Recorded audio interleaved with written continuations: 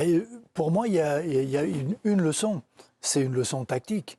Parce qu'au départ du match, quand j'ai vu la composition de l'équipe de Lyon, avec Matic et Tolisso au milieu, Tolisso, en sachant que Tolisso, c'est le 6e attaquant, et il y allait voir que Matic au milieu, on regardait le match, j'ai dit, là, il va y avoir des buts. Hein. Ça va ouvrir de tous les côtés, il va y avoir des buts. Et malgré ça, Lyon a réussi à avoir la maîtrise. Ils ont fait le pari de se dire on va marquer plus de buts que Francfort, qui est une équipe qui joue, qui est 2e de Bundesliga. 33 buts en 13 jours. Voilà, si cette équipe-là, ils avaient accepté, et d'ailleurs ils l'ont fait en fin de match, ils ont fait rentrer Verretou, ils ont sorti un attaquant, sorti Cherki, et c'est là où ils ont été le plus en difficulté. Et tant qu'ils ont joué, c'était une vraie leçon. La première mi-temps, c'est une démonstration de ce qu'ils leur ont fait, même si les autres avaient marqué.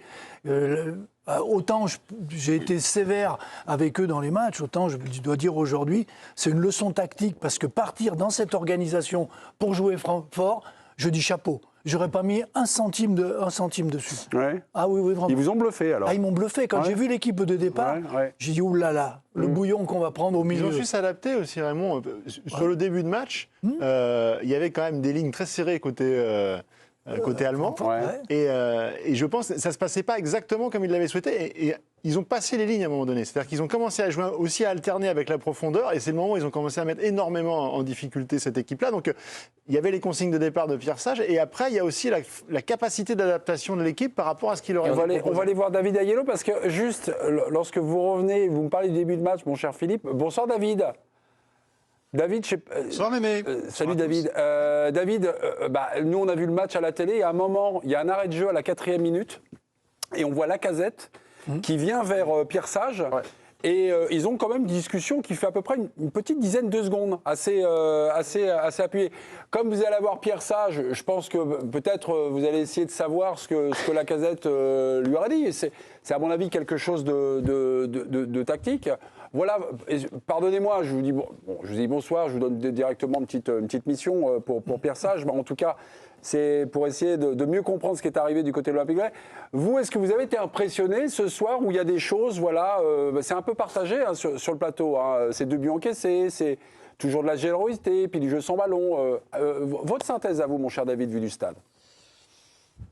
Alors, moi déjà, j'étais emballé par la première période, parce que je trouve vraiment qu'en première période, on a retrouvé pratiquement l'OL des grandes soirées européennes. En tout cas, c'est le sentiment qu'il y avait ici. Il y avait de l'ADN de l'OL, avec beaucoup de combativité, d'engagement, d'envie, de confiance, un public qui pousse. Vraiment, ça faisait vraiment plaisir de retrouver ça. On sentait vraiment en plus cette communion, voilà, typique des soirées européennes de Lyon. Et puis, ça fait quand même un bout de temps qu'on n'avait pas vécu ça ici. Donc, sur la première période, je suis vraiment pleinement emballé.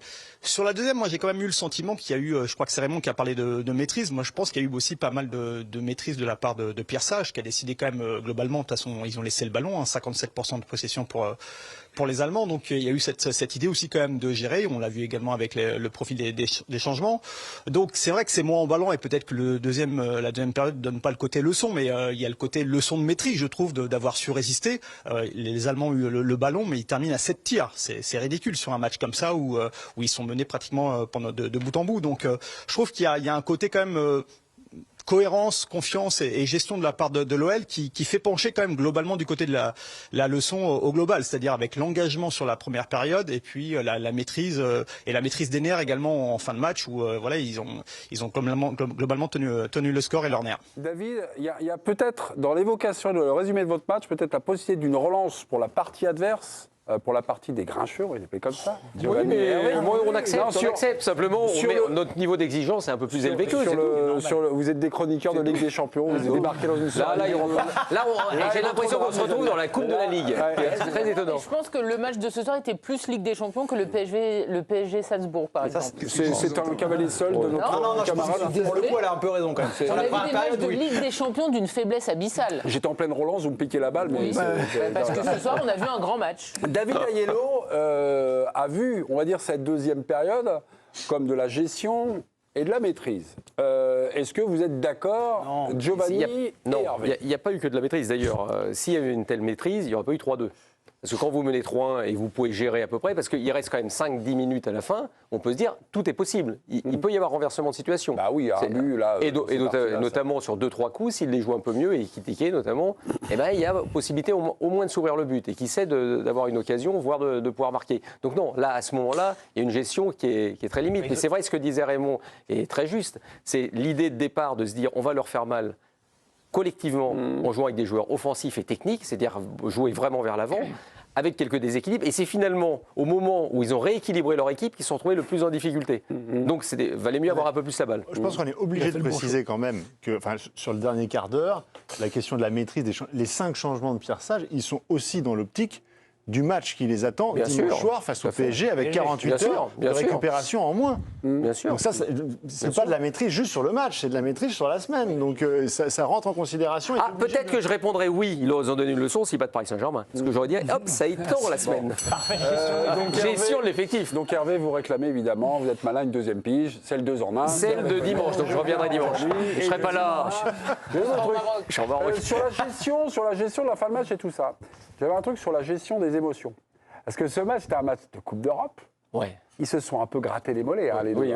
J'ai une petite séquence avec, je crois, Marmouche et Tagliafico. Marmouche qui l'emplâtre, qui emplâtre Tagliafico. Qui essaie de lui mettre un coup de poing. Non, il est vicieux, Tagliafico. Hein il se fait emplâtrer, mais il veut lui déclencher une droite, tout ça. Il y a eu pas mal de trucs, il y a eu des cartons rouges à la fin, un rouge à la fin, après un rouge, mais il y a beaucoup de trucs. Christensen aussi. Oui, Avoir un rouge bien avant. comment vous les avez trouvés, Moi, je les nos trouve Lyonnais? excellents. Non, mais les Lyonnais, par rapport à ça, quand on connaît le caractère de cette équipe qui a pas. Moi, j'ai des souvenirs de matchs la saison passée. Gentil, sympathique, gentil. Voilà, ils pouvaient dégoupiller. Là, ils ont été formidables parce que ils ont joué à ce jeu-là. Matic, l'enchaînement après, quand ça chauffe avec Christensen et Maitland-Niles, après, comme par hasard, il a les crampes. Forcément. Donc, ils ont tout fait pour faire dégoupiller les Allemands. Daoud, en première période, il s'est chauffé avec plusieurs personnes. Lacazette, à chaque fois, il redisait un mot. Je trouve que dans la gestion des émotions. C'est une leçon, quoi. C'est une leçon. J'ai beaucoup aimé le terme démonstration. Parce que jusqu'à 3-1, honnêtement, c'est une démonstration lyonnaise. Et si vous me permettez, Mémé, puisque Karine a parlé de. Pris en flagrant délit de contradiction. Oui, là, alors, ça s'appelle. Mémé, ça s'appelle être lâché en pleine nature. Là, ça fait mal, Et j'irai pas à la guerre avec toi, je peux te le dire. Puisque Karine a évoqué le niveau, elle a parlé de la rencontre de mardi entre Salzbourg et le PSG. Juste ce soir, vu qu'en ce moment le foot est un peu en crise, les gens. Ce soir, on a pris du plaisir. Mais vraiment du plaisir. C'est super. Et on s'est régalé. Alors, on va parler de Lyon. En plus, et encore une. Voilà, j'en peux plus. Bon, alors, je vous souhaite une bonne soirée. Je vais quitter le plateau parce que là, mais arrête un peu. Non, mais simplement dire parfois. Là, moi, j'ai pris mon pied ce soir en regardant un match de foot. Donc, merci Lyon. Merci Francfort, ça fait du bien de voir des matchs comme ça réconcilie avec le ballon. C'est un discours de président démissionnaire. Merci. Alors il va nous annoncer le Premier ministre. Alors c'est qui le Premier ministre? Sera François Bayrou. Tiens, j'avais une question à la 50e minute. J'aime bien pour Raymond comme ça. L'OL reprend l'avantage. Alors il y a Lacazette qui fait le pressing sur Théâtre. Oui, qui prend le ballon le long de la ligne. Après il y a Cherki qui accélère machin et qui attend également Fofana qui fait un sprint de 40 mètres. Impressionnant. Sur cette action, vous valorisez quoi? Le pressing de Lacazette, la vista, on va dire, la malice de Cherki ou la course là, de Fofana? Le premier, c'est Lacazette. J'étais sûr que vous alliez dire ça. Oui, parce que si Lacazette ne va pas au pressing, s'il ne va pas au pressing, récupérer le ballon, et les attaquants comme ça qui récupèrent les ballons, il permet le reste. Après, on connaît la qualité de Cherki, parce que le ballon qu'il donne, il est quand même exceptionnel. C'est une merveille. Une course, lui mettre. Il attend, hein. L'autre, il n'a rien à faire. Il a juste à arriver et ouvrir le pied. Donc finalement, Fofana, il ne fait rien dans l'affaire. Fofana, il faudrait peut-être même lui enlever son but. Non, les 40 mètres, mais il est fait. 40-50 mètres de sprint à fond. Mais c'est peut-être le plus facile. Parce que le combat de Lacazette, sans faire de faute. C'est un combat contre Théâtre. Sans faire de faute. Non, mais c'est contre Théâtre. Donc c'est un petit combat. Mais il lui a pris le ballon là-bas le long de la ligne. Et la passe de Cherki, c'est du haut niveau. De combativité et derrière de qualité de jeu. Fofana, il court vite, ce qui lui a permis d'être là, mais ce qui est impressionnant c'est pas le plus difficile. chez Fofana d'ailleurs, parce qu'on parlait un peu des altercations en fin de match, mais celle qu'il a avec Théâtre. Donc ils sont belges tous les deux, hein, ils sont en équipe nationale, ils se connaissent. Mais Théâtre était plutôt pacificateur, j'avais l'impression. Pas non trop, non. Non, pas trop. Il avait l'air je sais de un pas. peu se Ouais, c'est l'impression qu'on avait, mais peut-être que je me suis trompé. Non, mais moi, je me Et trompe qu'ils une fois tous les s'embrassaient soirs, donc malheureusement. ça peut être la mauvaise Non, mais aussi. pour revenir sur la maîtrise et la démonstration, on le disait à la fin du match, là c'était un match qu'on a fini à l'italienne, quoi, avec des fautes, avec des provoques, pour casser le jeu. Quand l'adversaire commence à prendre le dessus et qu'on mène, c'est le seul système. Une petite bagarre dans un coin, un truc, des crampes, on tombe. Oui, mais quand les Italiens nous le font, et on s'énerve et ils le font et ça marche. J'ai l'impression que tu n'aimes pas trop les Italiens, Raymond. Non, mais Raymond adore les Italiens. Bravo. Mais t'as un truc contre les Italiens, Raymond, Moi, ou j'ai pas? adoré les 5 dernières minutes. Voilà, c'est Mais le Raymond, seul t'as un truc contre les Italiens? Il a des Non, je dis, ils arrivent à imposer quelque chose et on proteste toujours parce qu'on n'est pas capable de le faire. Ce soir, le Lyon l'a fait. Bravo. Un petit mot sur le match de Matic, Nemanja Matic, avec David Aiello, vu du stade, ça donne quoi? Toujours peut-être dans ce registre de la gestion des émotions ou d'aller titiller l'adversaire, c'est ça? Ouais, complètement. Sur la fin, parce qu'à un moment, je me suis dit, bon, moi, quand je réfléchis au changement, on sait que Matic, vu son âge, sur l'autonomie, il n'a pas forcément, et puis ça a quand même beaucoup cavalé ce soir, même si lui, on sait qu'il joue plutôt dans un fauteuil.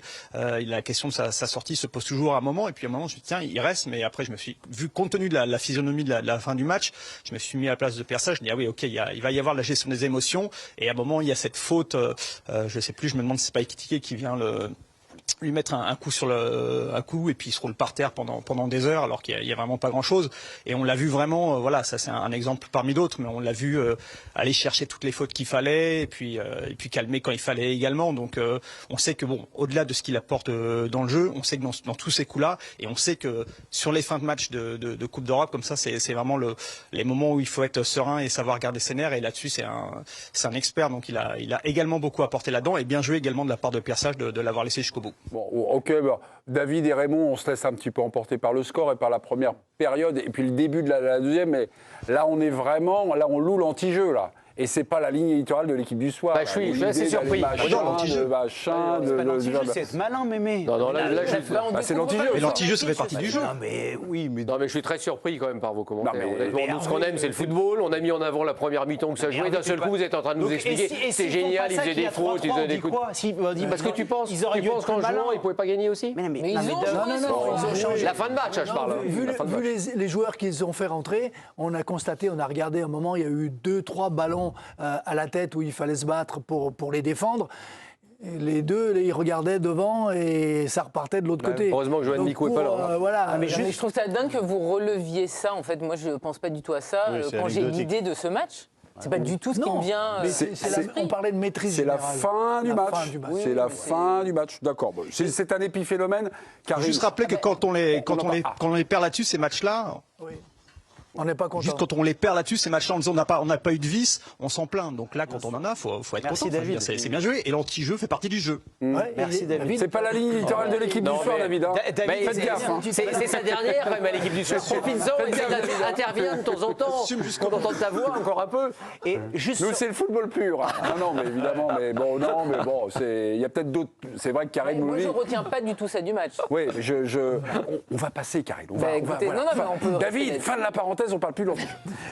Si j'avais un truc, parce que l'OL était mené au score, 1-0. Oui.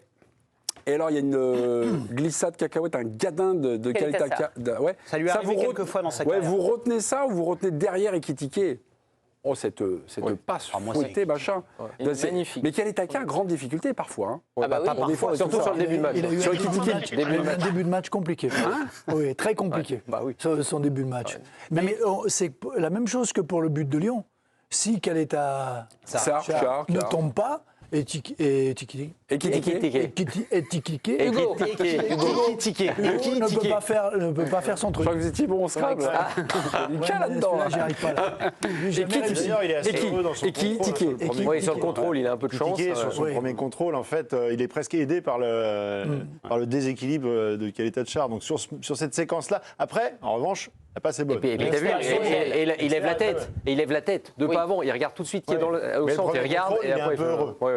Bon, mes amis, qui gagne ce super duel, le résultat, la leçon, pense que c'est pas la la leçon. C'est la leçon, Oui. Karine? Attention. Ah oui, la leçon de Philo. Oui, mais enfin, 3 contre 1, c'est pas facile de gagner. D'ailleurs, c'est quasiment de faire un pourcentage.